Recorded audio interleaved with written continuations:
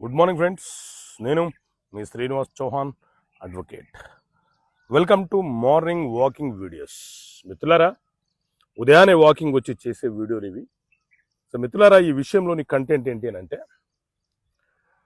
ఎవరైనా ఒక వ్యక్తి వడ్డీ వ్యాపారము చేస్తూ అనేక మందికి అప్పులు ఇచ్చినప్పుడు వారు తిరిగి అప్పును చెల్లించలేని పక్షంలో ఇతను న్యాయస్థానములో మనీ రికవరీ కేసు ఫైల్ చేయవచ్చా అనంటే, మిత్రులారా, మనీ రికవరీ కేసు అనంటే ఎవరైనా ఒక వ్యక్తి మన వద్ద అప్పు తీసుకొని తిరిగి చెల్లించలేని పక్షంలో అతను మనకు ఒక బాండ్ పేపర్ కానీ, ప్రామిసరీ నోటు కానీ, లేకపోతే ఒక తెల్ల పేపర్ మీద రెవెన్యూ స్టాంపులు అతికించిన పేపర్ మీద రాసి అప్పు తీసుకొని ఇంత వడ్డీకి నేను చెల్లిస్తాను అని చెప్పి రాసిస్తే ఆ పేపర్ మనకు 3 సంవత్సరాలు చెల్లుబాటు అవుతుంది. కాబట్టి 3 సంవత్సరాల లోపు మనము మనీ రికవరీ సూట్ ఫైల్ చేసి మనకు రావాల్సినటువంటి సొమ్ముని వడ్డీతో సహా వసూలు చేసుకునే అవకాశం, వెసులుబాటు మనకు ఉంటుంది.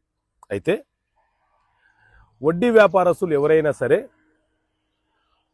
అప్పు ఇచ్చిన వ్యక్తుల వద్ద నుంచి తిరిగి వసూలు చేసుకోవడం కోసము మనీ రికవరీ సూట్ ఫైల్ చేసినప్పుడు నేను వడ్డీ వ్యాపారము చేస్తుంటాను అని చెప్పి ఆ మనీ రికవరీ సూట్లో వ్యక్తపరిచిన రాసిన వారు ఖచ్చితంగా ఆ వడ్డీ వ్యాపారానికి సంబంధించిన లైసెన్స్ కలిగి ఉండాలి.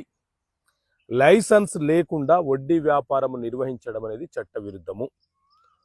వడ్డీ వ్యాపారంలో చెప్పి లైసెన్స్ లేకుండా అప్పులు ఇవ్వడం అనేది చట్ట విరుద్ధమవుతుంది. కాబట్టి వడ్డీ వ్యాపారస్తులు లైసెన్స్ లేకుండా న్యాయస్థానంలో మనీ రికవరీ కేసు వేసి రావాల్సినటువంటి సొమ్మును వసూలు చేసుకోవాలంటే కుదరదు, చెల్లుబాటు కాదు, ఆ కేసు వీగిపోతుంది. కాబట్టి లైసెన్స్ పొందిన వ్యక్తులు మాత్రమే వడ్డీ వ్యాపారం చేయాలి అని చెప్పి చట్టం చాలా స్పష్టంగా వివరణ ఇస్తుంది. ఓకే మిత్రులారా, థ్యాంక్ యూ. జై హింద్.